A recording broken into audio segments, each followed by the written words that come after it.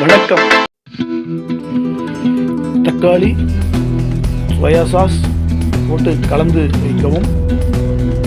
இப்பொழுது ஊற வைத்து அரைத்த மிளகாய் விழுதை போட்டு கலக்கவும். அதில் சிறு எண்ணெய் விட்டு உப்பு, சிறு சர்க்கரை போட்டு கலந்து செய்வோம். இதற்கு முன் தக்காளிக்கு முன் வெங்காயம், இஞ்சி பூண்டு விழுது, கொத்தமல்லி, பச்சை மிளகாய் போட்டு வதக்கி செய்யவும். இப்போது தாவாவில் ஃப்ரை செய்த மீனை போட்டு நீர் ஊற்றி கலந்து 5 நிமிடம் கொதிக்க விட்டு எடுத்தால் சுவையான மீன் கறி ரெடி.